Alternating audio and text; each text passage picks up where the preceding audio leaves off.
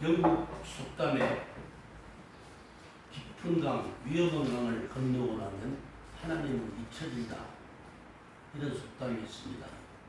우리나라에도 이런 비슷한 속담이 있는데, 물에 빠진 사람 건져줬더니 내 보따리 내놔라. 이런 속담이 있죠. 이것은 무슨 뜻이냐 하면, 사람이 어려움이나 위협에 처했을 때는 하나님께 간절히 도움을 구하다가 막상 하나님의 도우심으로 모든 문제가 해결되고 나면은 곧 하나님의 은혜를 잊어버린다는 그런 의미지요. 아마 우리들 대부분이 이런 경험이 있을 것입니다. 정말 어려울 때는 하나님께 그렇게 기도하다가 막상 문제가 해결되고 나면 금방 잊어버려요. 하나님의 은혜를. 저 여행 갈 때도 그래요. 출발할 때는 먼 길을 가야 하니까 기도하고 갑시다. 그러고 이제 기도합니다. 그런데 돌아올 때 기도하고 돌아오니까 생각 즐겁게 놀고 이제 집으로 돌아가는 시간에 여러분들 기도하고 돌아옵니까? 그냥 오죠. 그럴 때는 곧 잊어버려요. 갈 때와 볼 때가 틀린 것입니다. 호시아 선지자 시대에 북이스라엘이 그렇게 지금 했기 때문에 오늘 말씀을 전하는 것입니다. 당시는 여로보암 2세가 통치하던 시대인데 태평성대였어요. 아주 비교적 풍요롭고 번영을 누리던 그런 평화의 시대였기 때문에 뭐 전쟁의 위기나 공포 같은 것을 전혀 느끼지 못하던 그런 시대였습니다. 외적으로는 태평성대를 누렸지만은 또 내적으로는 아주 타락해서 부도덕하고 방종한 생활이 계속되었기 때문에 아주 사회가 어지러웠습니다.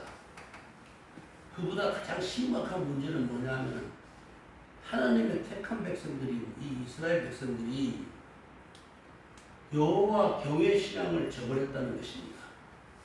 하나님을 섬기던 신앙을 저버리고 온 나라의 우상 숭배가 만연했다는 것입니다. 그래서 열왕기하 17장 7절에서 12절 사이에 보면은 이런 기록이 있어요. 모든 산 위에와 모든 푸른 나무 아래 목상과 아세라상을 세웠다. 우상 천지였다는 겁니다. 전국 방방곡곡에 무상들이 저위하게 있었다는 것입니다. 그 애굽에서 430년간 자기 선조들이 그렇게 노예 생활을 하다가 하나님의 구원으로 그렇게 해방되어서 그렇게 독립국가가 되었으면 그저 하나님의 은혜를 잊어버리지 말아야 할 텐데 다 잊어버린 것입니다. 그래서 온 나라에 우상이 곳곳마다 세워졌다는 것입니다. 하나님의 백성들이 애응망덕의 죄를 범하면 거기에 따른 하나님의 심판과 징벌을 어떻게 피할 수가 있겠습니까? 하나님은 진노하십니다. 특히 우상 숭배하는 데 대해서는 분노하시는 분입니다. 그래서 사람은 하나님의 은혜 중에서 살 때에 더욱 하나님을 잘 섬겨야 합니다. 잘 될 때 잘 섬겨야 돼요. 저도 목회하면서 보니까 새벽기도 평소에 안 나오던 사람이 새벽기도 나와서 막 눈물을 흘리면서 열심히 기도하는 모습을 들어봅니다. 제 양반한테 무슨 문제가 있구나. 저 그래요. 참 며칠 동안 열심히 기도하다가 전에 그런 분 많았어요. 나중에 문제가 다 해결되고 나면 그 다음 새벽기가 안 나와요. 다 잊어버립니다. 그렇게 배은망덕의 죄를 지은 이스라엘 백성들한테 호세아 선지자가 하나님의 계시를 선포합니다. 오늘 본문에 나오는 말씀이 그것입니다. 장차 저들에게 몰아닥칠 비참한 전쟁과 가혹한 포로 생활이 시작될 것을 예언했습니다. 그리고 백성들에게 통렬한 회개를 촉구했어요. 회개하라는 겁니다. 그러나 죄악에 빠진 사람들이 하나님의 말씀을 듣습니까? 하나님의 말씀이 들리지 않아요. 사람이 한번 죄에 빠지면요, 좀처럼 진리의 말씀을 외치고 하나님의 심판의 말씀을 외쳐도 귀를 막습니다. 귀를 닫았고 끝내 회개하지 않았습니다. 그 결과 하나님의 진노를 받은 북이스라엘이 BC 722년에 아수르 제국의 강력한 군대의 공격을 받아서 수도인 사마리아 성이 함락되고 수많은 백성들이 사로잡혀가지고 포로로 끌려갔습니다. 그 기록이 호세아 이 말씀입니다. 호세아 제9년에 아수르 왕이 사마리아를 점령하고 이스라엘 사람을 사로잡아 아수르로 끌어다가 고산 강가에 있는 할라와 화볼과 메대 사람의 여러 고을에 두었더라. 열왕기하 17장 6절에 기록된 말씀입니다. 다 포로로 끌려갔어요. 과거에 애굽에 끌려갔듯이 다 그렇게 끌려갔습니다. 포로로 끌려간 백성들의 그 생활이 어땠겠습니까? 아수르의 노예가 되었으니까 아주 가혹한 노동과 채찍질에 시달리지 않을 수가 없었습니다. 그래서 1절에 이렇게 말씀합니다. 여호와께서 우리를 찢으셨으나 마치 사자가 그 먹이를 찢는 것처럼 그 심판의 고통이 얼마나 가혹했는지를 표현하는 말씀입니다. 여호와께서 우리를 찢으셨다. 누가 찢으셨답니까?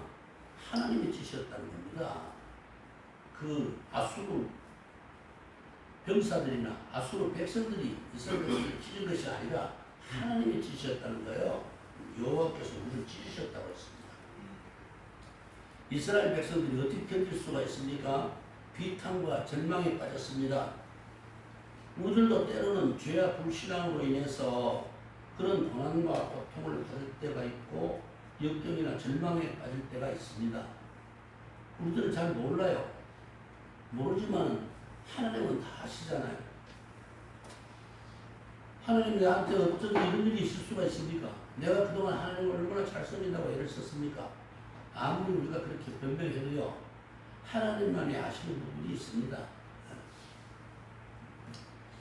호세아 선지자의 예언이 이제 그때를 위한 역경과 어려움에 처했을 때를 위한 구원의 메시지를 지금 선언하고 있는 것입니다. 그런 위기에서 우리는 어떻게 무엇을 하여야 하나님의 긍휼과 또 치유와 회복의 은혜를 받을 수 있겠는가? 그걸 지금 호세아 선지자가 말씀하고 있습니다. 첫째, 그 답이 무엇입니까? 오라, 우리가 여호와께로 돌아가자. 여호와께서 우리를 찢으셨으나 도로 낫게 하실 것이요 우리를 치셨으나 싸매어 주실 것임이니라. 이렇게 선포합니다. 가장 먼저 해야 할 일이 뭡니까? 여호와께로 돌아오는 것입니다. 하나님께로 돌아오라는 겁니다. 멀리 떠났던 사람이 돌아오라는 거예요. 동쪽으로 갔던 사람이 서쪽으로 돌아오라는 것입니다. 오라, 여호와께로 돌아가자. 먼저 이렇게 외치고 있습니다. 중요한 것은 죄와 허물로 말미암아 하나님과의 단절된 관계를 회복하는 것이 가장 시급한 문제입니다. 하나님의 관계가 회복돼야 됩니다. 아버지한테 밑보였습니다. 아버지는 많은 유산을 물려줄 수 있는 분인데 아버지와 관계가 단절되어 있으면 유산 한 푼도 못 받잖아요. 마찬가지입니다. 그러려면 어떻게 해야 됩니까? 제일 먼저 아버지께로 돌아와야 되잖아요. 돌아와야 됩니다. 관계를 정상화해야 됩니다. 아버지와의 관계를 정상화해야 되죠. 이사야서 59장 2절에 보면 오직 너희 죄악이 너희와 너희 하나님 사이를 갈라놓았고 너희 죄가 그의 얼굴을 가리워서 너희에게서 듣지 않으시게 함이니라. 이사야서 59장 2절. 이거 제가 참 좋아하는 말씀인데요. 하나님께서 얼굴을 돌리신다는 겁니다. 죄악이 있으면은 죄악을 우리가 품고 있으면 하나님께서 얼굴을 이렇게 돌리신다는 거예요. 사이가 갈라졌다는 거예요. 갈라놓았다. 응? 너희와 너희 하나님 사이를 갈라놓았다. 너희 죄악이. 죄 때문이에요. 죄의 문제가 해결되지 않은 상태에서는 하나님과의 관계가 단절된 상태이기 때문에 그때는 어떤 기도도 효력이 없어요. 기도를 우리가 많이 하죠. 어려운 일 다 있기 때문에. 또 고난에 빠지고 절망에 빠지고 할 때마다 기도하죠. 근데 그보다 더 중요한 것은 나를 도와주십시오. 아니 내 문제를 해결해 주세요. 이런 기도보다도요. 먼저 내 죄가 먼저 무엇인지 성찰해보고 회개하고 깨끗이 그릇을 바꿔가지고 하나님께 돌아오는 것이 불선입니다. 그래야 하나님께서 들으십니다. 그때부터. 막혀있어요. 막혀있어. 그때는 제 아무리 우리가 새벽 기도를 하고 금식 철야 기도를 하고 남다른 봉사와 헌금을 바친다 할지라도 하나님께서 보지도 듣지도 않으신다는 겁니다. 왜? 하나님은 죄악을 싫어하세요. 죄악을 미워하시고 죄악을 증오하시는 분입니다.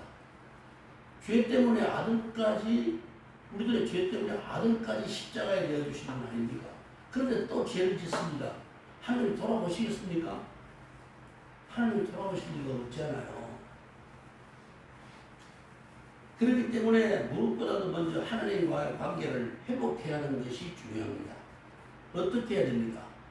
주님의 십자가의 은혜를, 십자가 후속의 은혜를 의지하고 지난날의 죄를 고백하고 회개하고 사죄의 은총을 받아야 됩니다. 기도해야 돼요. 회개부터 먼저 해야 돼요. 나는 우리 성도들 그동안도 가르쳤지만 회개는 안 하는 것 같아요. 왜냐하면 그 다음에 하는 행동을 보면 알 수 있거든요. 회개는 안 하고 자꾸만 와서 뭘 주십시오, 뭘 어떻게 해결해 주세요 이런 기도만 자꾸 하는 거 보고 안타까움을 금할 수가 없어요. 하나님과의 관계가 정상화 안 됐는데 자꾸 뭘 달라고 그러면 줍니까? 양심의 거리낌이 남지 않도록 눈물로 회개해야 됩니다. 양심의 거리낌이 남으면 안 됩니다. 저도 나이가 많아지니까요. 요새는 회개할 밖에 없어요. 아마 보니까. 나 지난달에 젊은 시절 어릴 때 지었던 죄까지도 기억이 나요. 나는 어떤 때 내가 죽을 때가 다 됐나? 왜 자꾸 인간들이 그렇게 기억이 나는 거야? 이래요. 하나님이 나를 깨끗하게 만드시려고 회개시키시나? 이런 생각을 할 때가 있어요. 나중에 듣게 하지 말고요. 미리 다 하시는 게 좋잖아요. 미리. 미국의 청교도 신학교에 조나단 에드워드라는 분이 있습니다. 이 목사님이 죄의 회개와 지옥의 두려움에 대한 설교를 굉장히 중요시했어요. 1741년 엔필드 교회에서 분노한 하나님의 손안에 있는 죄인들 이런 제목으로 설교할 때 그 성도들이 죄악에 대한 하나님의 진노가 얼마나 무서운 것인지를 선포하니까 양심의 가책을 받은 성도들이 너무 두려워서 전부 다 의자 밑으로 고개를 퍼묻고 이렇게 머리를 감싸주고 머리를 퍼묻고 그렇게 회개하면서 그렇게 고개를 들지 못했다는 그런 일화가 있습니다. 옛날의 성도들은 그만큼 죄에 대한 설교를 하면은요 그렇게 두려워하고 머리를 감싸고 양심의 가책을 느껴서 그랬습니다. 요즘 성도들은요 죄에 대한 설교하면 싫어합니다. 요즘 목사님들 회개에 대한 설교 잘 안 하시잖아요. 기독교 방송 한번 들어보세요. 기독교 방송 설교. 회개를 촉구하는 설교하시는 목사님들 몇 분이나 되는가 한번 잘하면 눈여겨서 보세요. 근데 회개가 먼저인데 되잖아요. 우리가 깨끗한 양심으로 하나님 앞에 나와야 하나님이 복을 주시든 은혜를 주시든 할 것 아닙니까? 날마다 회개합니다. 날마다. 한 번 크게 회개했는데 왜 자꾸 회개하라고 합니까? 예수님께서요 베드로의 발을 씻어주시려고 하실 때 베드로가 너무 송구해서 적극 사용을 했습니다. 그리고 그렇게 사용을 하니까 예수님께서 이미 목욕한 자는 발밖에 씻을 필요가 없느니라 온몸이 깨끗하니라. 요한복음 14장 10절에 한 번 회심한 사람은 회심은 일생 중에 1회 단회적이에요. 회심. 그러나 회개는 날마다 해야 되는 거예요. 왜? 날마다 죄 짓잖아요. 우리가 날마다 죄 짓는데 그 저녁에 잘 때 다 회개하고 자야지. 그래야 아침부터 깨끗하게 일어나고 그래야죠. 회심은 단회적이지만 회개는 반복적이어야 됩니다. 회심에서 성령으로 거듭난 사람은 사죄의 은총을 받아서 구원받은 사람이기 때문에 날마다 짓는 죄에 대해서만 회개하고 용서를 받으라는 뜻입니다. 그래서 예수님이 이미 모욕한다는 발 씻을 필요가 없느니라. 온몸이 깨끗하더라. 그렇게 말씀하신 거예요. 자, 1절에 다시 보라 우리가 여호와께로 돌아가자. 죄로 말미암아 하나님의 생명에서 떠나 있던 자아를 회복하고 하나님께로 되돌리자라는 생명운동의 선언인 것입니다. 지난날에 바울을 죄를 하나님 앞에 정직하게 고백하고 하나님께 가까이 나올 때에 사죄의 은총이 베풀어지는 것입니다. 죄 용서함의 은총이 베풀어진다는 뜻입니다. 그래야 하나님이 가까이 하십니다. 하나님을 가까이 하라. 그리하면 하나님께서도 너희를 가까이 하시리라. 야고보서 4장 8절. 조건부예요. 내가 하나님 앞에 가까이 가야 되는데 가까이 가려면 죄를 회개해서 깨끗한 몸으로 나아가야죠. 영혼으로. 깨끗한 영혼으로 가야 됩니다. 그리하면 하나님께서 너희를 가까이 하시리라. 그때 불통됐던 것듯이 소통되기 시작하는 것입니다. 막혔던 것들이 뚫리기 시작해요. 그때부터 호세아 선지자는 회개하며 돌아온 자에게 하나님의 자비로우신 치유와 회복의 은혜가 있을 것을 말씀을 합니다. 우리를 찢으셨으나 낫게 하실 것이요 우리를 치셨으나 싸매어 주실 것이니라. 1절에 우리를 치신 분도 하나님이시고 낫게 하신 분도 하나님이시고 낫게 하신 분도 하나님이시고 싸매어 주시는 분도 하나님이시라. 고난의 채찍에 찢긴 우리의 상처를 낫게 하시고 싸매어 주실 것이라고 하는 하나님의 약속입니다. 하나님의 약속은요 변함이 없어요. 예전이나 지금이나 똑같이 동일합니다.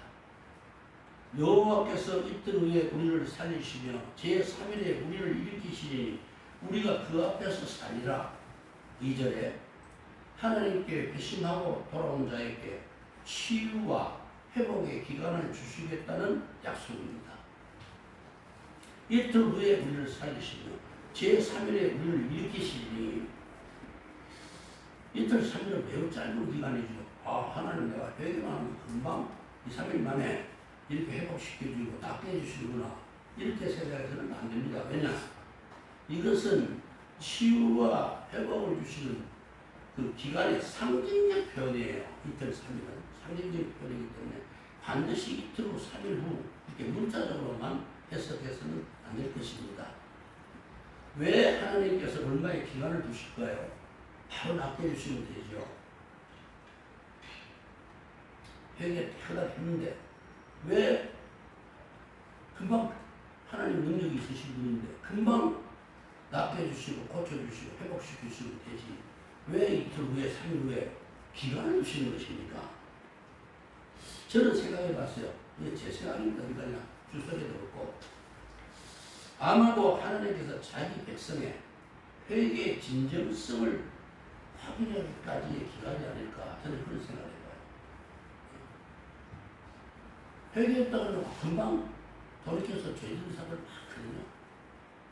그런데 하나님은 진짜 이 친구가 회개했나 안 했나 좀 확인하실 필요가 있지 않았을까요? 그래서 회개의 진정성을 좀 확인하기 위해서 얼마간의 기간을 두시는 것이 아닌가 저는 설교 준비하면서 그런 생각을 좀 해봤어요. 그럴 때가 마치 하나님께 버림당한 것처럼 아무 응답이 없을 때죠. 앞이 보이지 않는 어둠에 갇힌 것처럼 그럴 때일 것입니다.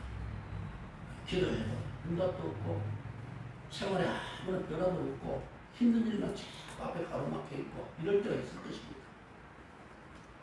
만약에 그것이 아니라면 우리의 기도가 하나님 앞에 상달되지 못했거나 사탄의 방해로 인해서 응답이 지체될 때가 있습니다. 그럴 때일지도 모릅니다. 다니엘이 바사국이 페르시아 제국이죠. 페르시아 제국의 왕 고레스 제3년에 큰 전쟁에 관한 계시를 받고 세일에 21일 동안 3주 동안 슬퍼하면서 금식하면서 하나님께 기도했습니다. 21일 동안 기도해서 옆에 같이 기도한 친구들도 다 떠났어요. 자기 혼자만 남아서 끝까지 기도를 했는데 도무지 응답을 받지 못했어요. 그때 하나님의 천사가 나타나서 기도하다가 기진맥진해서 잠든 다니엘에게 다니엘이 이렇게 어루만지면서 천사가 말씀을 합니다. 다니엘아, 두려워하지 말아라. 내가 하나님 앞에 겸비하게 기도하던 첫날에 하나님의 응답을 받았다. 천사가 받았다는 거예요. 응답을 받고 이제 그 천사가 응답을 받고 다니엘한테 내려갈 작전입니다. 그런데 하나님의 응답을 가지고 내게로 갈 때 페르시아 제국의 군주들이 성경은 군주가 되는데 옛날에는 그 주석을 보면 페르시아 제국의 수호신으로 되어 있어요. 페르시아 제국의 수호신들이 공중에서 가로막고 나를 내려가는 길을 막았으므로 21일 동안 지체가 되었다.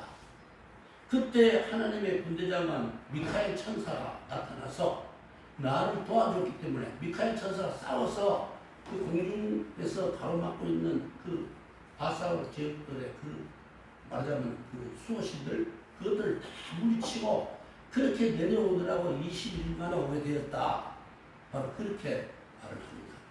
그게 다니엘서 10장 1절에서 14절 사이에 있는 말씀입니다.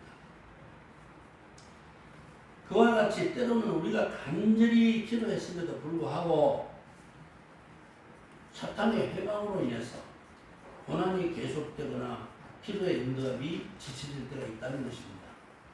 그러니까 기도를 중간에서 포기하지 말아야 합니다. 끈질기게 다른 친구들은 다 떠났어요. 같이 기도하다가. 그러나 다니엘은 어떻게 했습니까? 끝까지 20일을 다 채우고 끝까지 기도했다는 겁니다. 끝까지 기도한 사람이 응답받는 거예요. 기도를 중간에서 포기하면 안 돼요. 아이고 하나님 나 미워하시나 봐. 암만 기도해도 안 돼. 가끔 그런 소리 들어요. 나는 내 가까운 사람들한테 그런 소리 들어요. 하나님 나 미워하시나 봐. 암만 기도해도 그거 안 들어주셔. 아 그도 끝까지가 왔어요? 아직 접히 싶은데 아직 모르는데 내 나이 때까지 기도해도 모자라요. 우리는 내 나이까지 기도해도 모자라는 거예요. 뭘 중간에서 기도도 응답이 없어요. 더 기다려봐야지. 응답이 없으면 더 기다려봐야 되는 거예요. 더 끝까지 기도하고 응? 결코 중간에서 낙심하거나 절망하지 말고 끝까지 기도해야 됩니다. 우리가 선을 행하되 낙심하지 말지니 포기하지 아니하면 때가 이름에 거두리라. 갈라디아서 6장 9절에 그렇게 말씀하지 않아요? 하나님께서 우리를 지혜롭게 사랑하시기 때문에 때로는 징계를 가하시기도 하고 채찍질하기도 하시는 것입니다. 그로 말미암아서 우리로 하여금 회개하게 하고 새 사람으로 바르게 살도록 인도하시는 것입니다. 주께서 그 사랑하시는 자를 징계하시고 그의 받아들이시는 아들마다 채찍질하시리라. 히브리서 12장 6절에 성경에 없는 말씀 제가 한 게 아니에요. 성경에 있는 말씀 제가 옮기는 거예요. 하나님은 사랑하시는 자를 채찍질하시느니라. 징계하시고 채찍질하시는 거예요. 여러분들 정말 아이를 사랑하면요 오냥오냥만 하지 마세요. 때로는 엄하게 꾸짖기도 하고 때로는 징벌을 가할 줄도 알아야 됩니다. 부모가 뭐 때리라는 말은 아니고 요새 그렇게 하고 아동학대로 신고하는 아이들이 있어. 자기 부모를 그런 것은 아니고요. 네? 너 용돈 금지, 외출 금지, 저녁 8시면 못 나가. 이런 어떤 징벌도 있잖아요. 딱 엄하게 규율을 세워줘야 됩니다.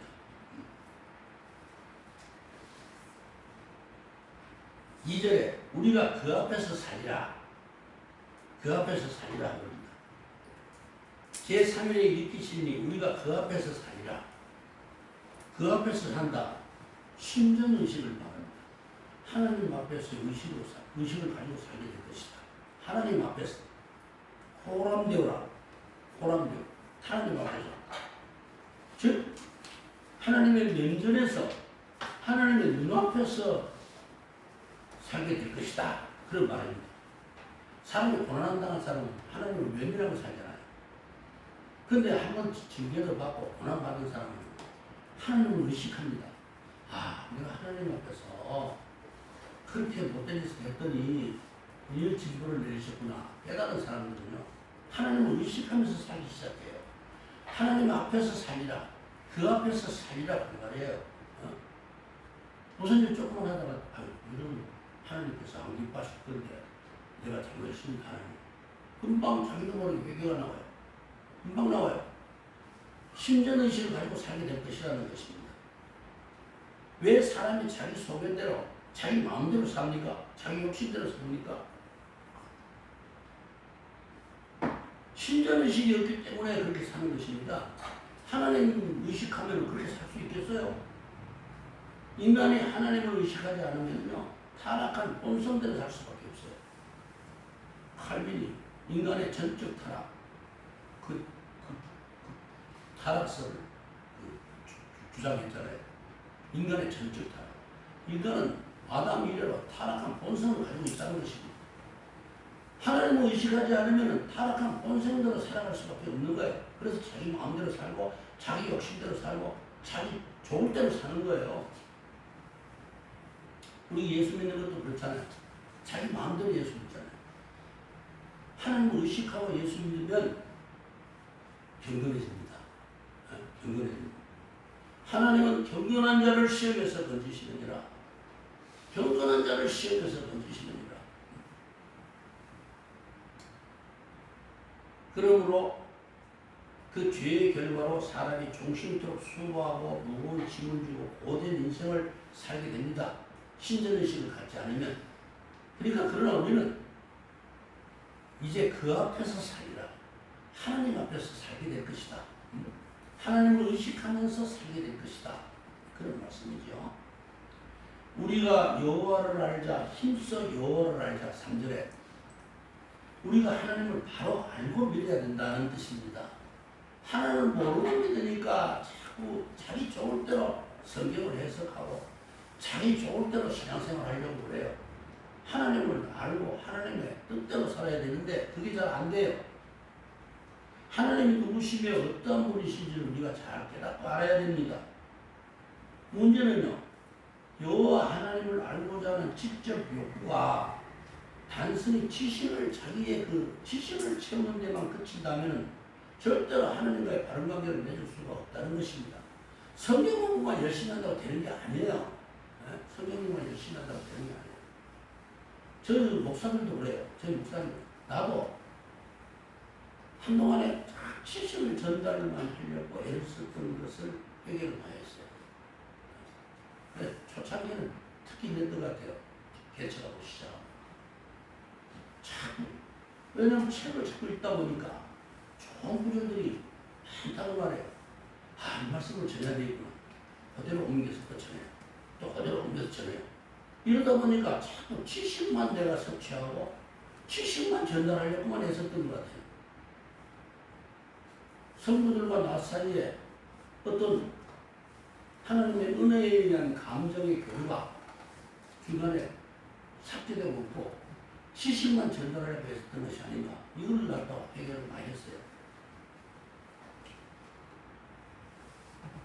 직접 지식을 채우는 어떤 그런 데만 그친다면 하나님과의 바른 관계가 성립될 수가 없다는 것입니다.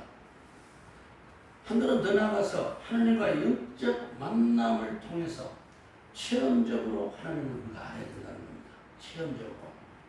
예를 들면요, 누군가가 연인이 있습니다. 그래서 그 연인을 내가 잘 안다. 이렇게 말할 때는 그의 외모와 성격과 환경과 성장 배경과 학력과 경력 등을 알게 된 것만으로 그를 안다고 말할 수 없어요. 그것만 가지고는 안 돼요. 중요한 것은 서로 간의 감정의 교류를 통해서 체험적으로 상대방을 알고 신뢰하는 관계로 발전시켜서 아름다운 결합을 이룰 때 진정으로 그를 안다. 이렇게 말할 수가 있다는 것입니다. 감정의 교류가 없이 어떻게 그 사람의 성장, 배경, 학력, 경험 이것만 알고 안다. 이렇게 말할 수가 있습니까? 그의 나타나심을 새벽빛같이 어김이 없나니 비와 같이 땅을 잡시는 늦은 비와 같이 우리에게 임하시리라. 3절에 하나님은 자기 백성이 지난날의 죄악을 고백하고 참회하고 하나님 앞에 돌아오면 저들의 구원을 위해서 어둠을 헤치고 나온 새벽빛같이 가뭄에 타들어가는 마른 땅을 적시는 늦은 비와 같이 우리에게 임할 것이다. 이렇게 호세아 선지자가 선포하고 있습니다. 바로 그러한 때가 회복의 때인 것입니다. 그러한 은혜가 우리한테 있습니다. 보라 지금은 은혜 받을 만한 때요 보라 지금은 구원의 날이로다. 고린도후서 6장 2절에 이제 4절 봅니다. 이브라임아 내가 네게 어떻게 하랴 유다야 내가 네게 어떻게 하랴 너희의 인애가 아침 구름이나 쉬 없어지는 이슬 같도다. 에브라임이나 유다 지파나 다 하나님의 선민인 이스라엘 백성들입니다. 그런데 호세아 선지자가 뭐를 지금 남루하고 있습니까? 그들에게 하나님의 속성인 인애가 없다는 것입니다. 인애. 인애가 뭐냐? 어질이 있자 사랑의 자예요. 어질고 사랑하는 것. 이 마음이 없다는 겁니다. 산을 넘길 만한 믿음이 있어도 사랑이 없으면 아무것도 아니라 고린도전서 13장 2절에 말씀하고 있잖아요. 우리가 회개도 하고 뭐 다 했어요. 하나님을 돌아왔어요. 근데 그 다음부터 시작해야 될 것은 뭐냐면 우리 속에서 하나님의 속성인 인애, 사랑, 어질고 사랑하는 마음 이것이 있어야 된다는 겁니다.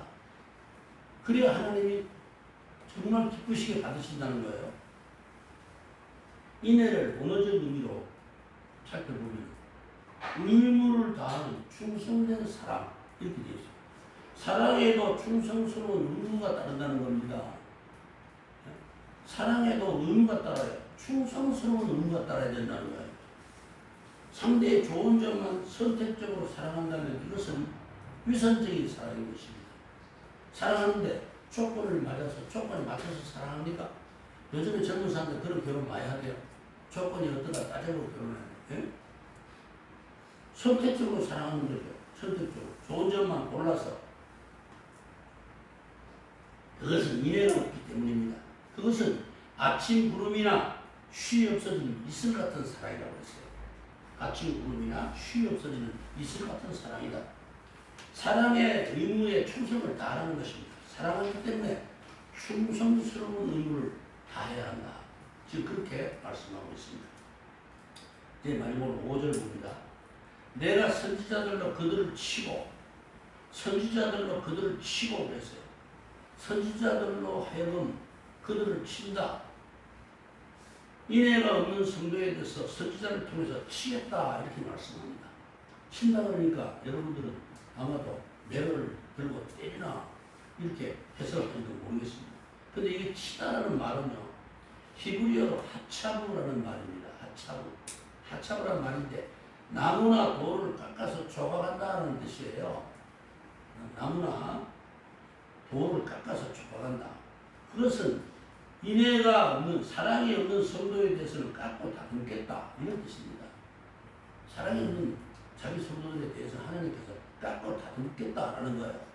사랑이 없으니까 깎고 다듬겠다는 거예요. 즉 하나님께서 치고 즉 깎고 다듬어서 아름답게 아름다운 성도로 만들겠다 이런 뜻이에요. 그 깎고 다듬어지는 시간이 우리에게 고통스러운 시간이에요. 하나님께서 깎고 다듬는 시간이 그게 바로 우리에게는 고난이기도 하고 역경이기도 하고 위기이기도 하고 시험이기도 하고 바로 그런 것입니다. 그러나 하나님은 우리가 인애가 넘치는 성도가 되게 하기 위해서 깎고 다듬는 과정을 반드시 겪게 하신다는 것입니다. 그래서요 여러분들이 아마 우리 교회가 작아서 연로하신 그렇게 신앙에 온갖 풍상을 겪으신 그런 장로님이나 권사님들이 안 계셔서 그러는데 다른 큰 교회 가면 그런 분들이 들어있어요. 참 어질고 사랑도 많고 그런 목사님 나이 많으신 장로님 권사님들을 많이 보게 됩니다. 왜 그렇습니까? 깎고 다듬어져서 그래요. 오랜 신앙의 시간을 통해서 하나님께서 깎고 다듬으셨기 때문에 그런 분들이 계신 거예요. 나도 그래서 우리 교회도 그런 장로님, 권사님들이 많이 나오기를 또 그런 분들이 좀 많이 오셔서 성도들을 잘 이끌어 주시면 좋겠다는 생각을 많이 했어요. 나는 인애를 원하고 제사를 원하지 아니하며 6절에 번제보다 하나님 아는 것을 원하노라. 이 구절은 하나님을 바로 알지 못하면서 전통적인 제사 의식과 종교적 관습에만 몰두하는 이스라엘 백성들의 거짓된 신앙을 부리는 말씀입니다. 우리들도 귀담아 들어야 할 책망의 말씀입니다.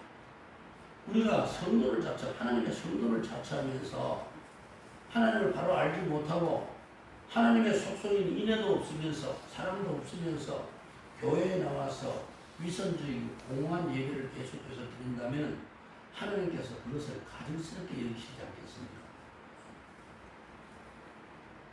그렇기 때문에 하나님은 영이시니 예배하는 자가 영과 진리로 예배할지니라. 우리가 종교적 관습이나 어떤 사람들도 샤머니즘적 신앙을 갖고 있는 것도 있어요. 하나님한테 나가서 예배 안 드리면 벌받지 않을까? 형벌 의식에 의해서 또 예배 드리는 사람도 있어요. 이런 건 다 소용없어요. 다 소용없어요. 하나님은 인애를 원하시고 제사를 원하지 아니하시고 번제보다 하나님 아는 것을 원하노라. 하나님을 먼저 잘 아는 것이 중요합니다. 관습에 따라서 예배에 참석하고 봉사와 헌금 의무를 다함으로써 신자의 의무를 다한 것처럼 여기는 분들이 있다는 사실은 참으로 안타깝고 슬픈 일입니다. 오늘날 그런 분들이 너무 많은 것 같아요. 현대교회에서. 하나님은 인본주의 예배, 감성주의 예배를 기뻐하시는 분이 아닙니다. 여러분들 큰 대교회 가서 웅장한 오케스트라, 그런 찬양대, 이런 음악들은 참 가슴이 뭉클하고 정말 좋잖아요. 근데 거기에서 은혜를 받다 보면은요, 거기에서 은혜 받다 보면은, 그런 것에서 은혜 받는다고 하다 보면은요, 하나님은 잊어버려요. 하나님은 잊어버려요. 그 감성주의 예배가 되는 거야. 저희 옛날에 목사님은, 난 우리 교회에서, 우리 김목사입니다. 그런 말씀 안 드리는데, 그 목사님, 이런 거 하나도 못 붙이게. 왜 못 붙이게 하는지 아십니까? 저렇게 자꾸 예배 듣다가 앞쪽 지루하면 자꾸 저렇게 치다본데, 말씀만 귀담아 듣고 거기에 집중해야 되는데 집중을 안 하는데 하루도 일을 못 넣게 앞에 못 넣게 다 치고. 저는 나이 많은 목사님을 모셨었는데 제 초신자 때 모두 못하겠어요. 근데 요즘에는 뭐 창식도 모교회 어느 교회라고 제가 지정을 했습니다. 가보면요, 강대상이 이쪽에서부터 저만하지. 여기서부터 벽까지 길이 좀 붙습니다. 혼자서 설교하는데 뭐하는데 그렇게 큰 강대상을 앞에다 놓고 설교합니까? 내가 어느 때라고 이야기 안 해요. 이 아는 분들은 다 아는데. 그렇게 강대상이 큽니다. 그러면 사람들이 위압감을 느끼지 않겠어요? 그런 사람과 하나님이라고 하면 하나님보다 그 목사님 더 수고할지도 몰라요. 웅장한 건물이나 화려한 예배의식을 통해서 영광을 받으시는 하나님이 아니십니다. 말씀을 마칩니다. 저는 사랑하는 성도 여러분이 하나님의 참 크신 은혜로 지난날의 모든 허물과 죄에 대해서 신속히 해방시켜 주시고 마음과 육신의 상처가 치유되고 회복되는 날이 오기를 간절히 소망합니다.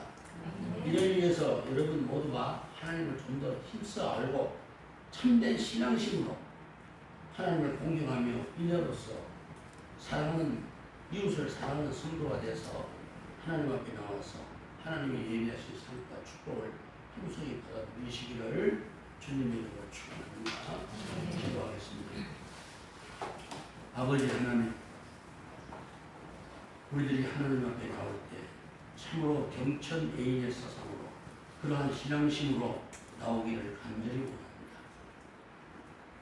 하나님을 사랑하고 이웃을 사랑하고 내 몸과 같이 사랑하는 그러한 마음으로 주님을 섬기며 신앙생활을 하기를 원합니다. 우리 사랑하는 성도들에게 참으로 진리의 바른 신앙을 갖출 수 있도록 인도하시고 하나님을 아는 지식에 있어 힘써 노력하여 더 하나님을 깊이 알아가도록 인도하여 주시옵소서.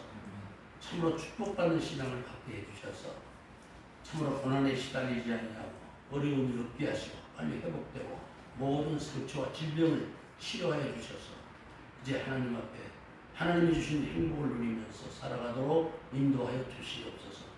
하나님은 좋으신 하나님이시며 또한 풍성히 풍족하게 주실 수 있는 하나님이심을 저희가 믿사옵니다. 하나님께서 도와주셔서 정직하게 회개하고 돌아온 모든 우리 성도들에게 풍성한 축복과 은총을 마음껏 부어주셔서 아버지 하나님 남은 인생을 더 복되게 살도록 인도하여 주시옵소서.